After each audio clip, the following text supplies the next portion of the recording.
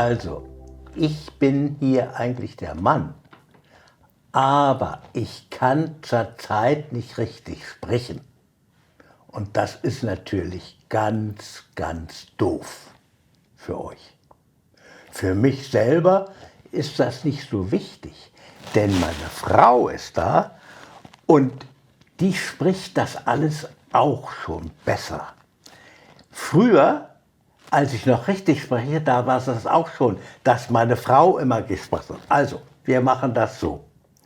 Ich sage gar nichts, sie sagt das alles, aber ich sage nicht r, sondern manchmal sage ich, du hast was vergessen.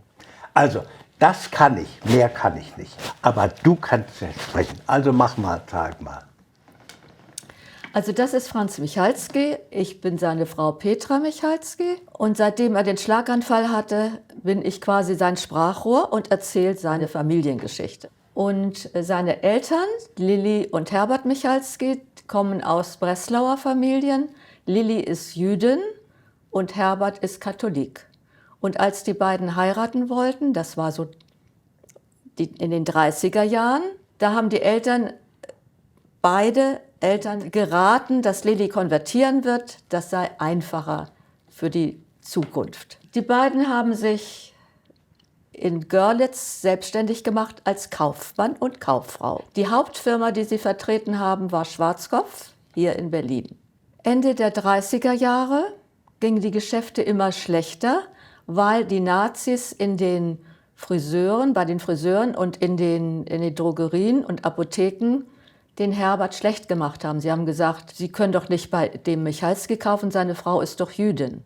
Zuerst hat das den Apothekern und den Drogisten nichts ausgemacht, denn Herbert war ein beliebter Verkäufer. Aber allmählich kriegten sie doch Angst vor der Partei und haben weniger gekauft. Das fiel hier den Schwarzkopfleuten auf und die haben ihn nach Berlin zitiert und gesagt, so geht das nicht weiter. Das wird immer weniger und wir werden auch schon bedrängt von der Partei, dass wir jemanden eingestellt haben, der eine jüdische Frau hat. Und wir schlagen ihnen vor, dass sie sich von ihrer Frau trennen. Und da hat er Nein gesagt und dann hat er seine Agentur verloren. Aber Schwarzkopf hat ihn hier in Berlin wieder eingestellt und so war die Familie getrennt. Lilly ist mit dem Franze zurückgegangen nach Breslau in den Schoß der großen katholischen Familie und Herbert hatte hier in Berlin ein Zimmer und ist nicht jedes Wochenende, aber immerhin hat er seine Familie besucht. Die Mutter und der Franz und der kleine Bruder, der inzwischen geboren wurde, mussten nun mit ansehen und merken, dass immer mehr aus ihrem Freundeskreis und aus dem Verwandtenkreis deportiert wurde. Obwohl Lilly konvertiert ist, wurde sie aber von Adolf Hitler sofort wieder zur Jüdin gemacht.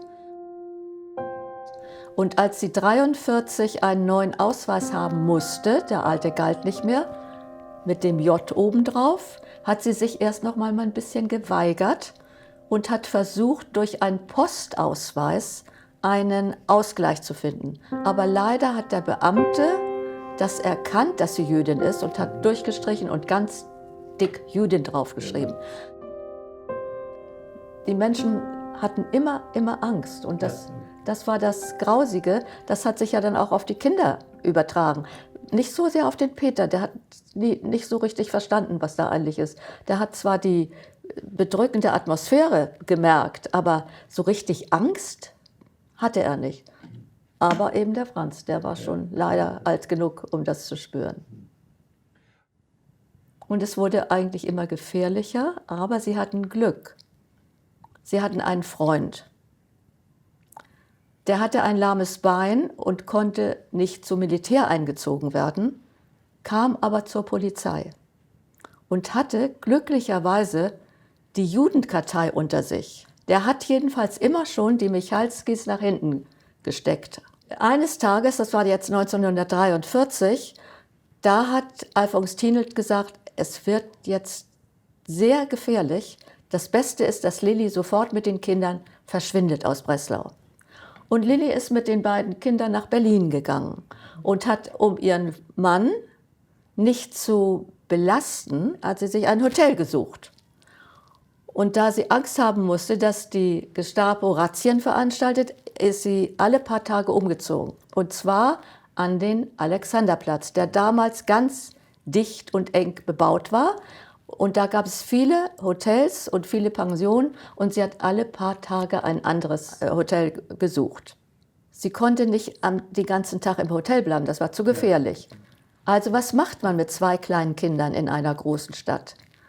Sie haben sich da aufgehalten, wo es am meisten los war, wo am meisten Menschen waren. Das war zum Beispiel auf dem Bahnhof oder in großen Hotels, großen Restaurants. Es gab damals diese Bierschwemmen. Da haben sie gegessen und dafür haben sie vorher schon Lebensmittelmarken gesammelt. Aber diese Aufenthalte hat der Franzl noch in ganz schlechter, grausiger Erinnerung, denn die Mutter saß immer nur da und starrte auf die Tür. Wer kommt da? Und wenn sie sah, dass das Gestapo war, dann erstarrte sie und sagte zu ihm, sprich mit mir, sprich ganz normal mit mir, guck mich an, guck nicht zur Tür, guck nicht zur Tür. Und wurde ganz hysterisch. Und dann hat sie gesagt, er ist weg. Und die Firma Schwarzkopf, die wusste, dass Lilli in Berlin ist. Und die alte Frau Schwarzkopf, das war die Mutter von den 3 Schwarzkopf-Söhnen, die hat rausgefunden, wo die wohnen und hat sie immer mal besucht und hat ihnen was gebracht und ein bisschen Süßigkeiten für die Kinder und für die Mutter etwas anderes und hat eines Tages gesagt, wir haben eine gute Abwechslung für Sie und die Kinder. Schwarzkopf macht eine Weihnachtsfeier. Das wäre doch was für die Kinder. Ja, die haben sich sehr gefreut, kommen dahin und dann stand da ein Weihnachtsmann vor der Tür, breitbeinig, in schwarzer SS-Uniform und mit einem Holzbein. Dem Peter war das egal, der hat nichts Böses darin gesehen. Der hat immer ein schönes Geschenk nach dem anderen von dem Weihnachtsmann, der einen großen Sack in der Hand hatte. Das war ein Panzer und eine Kanone und ein Gewehr. Aber der Franzl, der musste aufpassen, dass er nicht vor Schreck und Angst ohnmächtig wird. Und der war froh, als die Weihnachtsfeier zu Ende war. Und dieser Weihnachtsmann, das war einer der 3 Schwarzkopf-Söhne. Ende 1943 gab Alfons Tinelt Entwarnung und Lilli ist mit den Kindern zurückgegangen nach Breslau. Und nun wurde die Flucht vorbereitet. So einige Sachen hatten sie noch, die haben sie eingepackt und in das Heimatdorf von Erna, dem Kindermädchen, zu dem Bäcker gebracht. Und da haben sie ihre Kartons hingebracht. Ja. Nach dem Krieg haben sie nichts von den Dingen wiedergefunden. Alles war weg. Das Einzige, was sie dann noch gefunden haben, war in die Erde eingetreten, waren Bilder.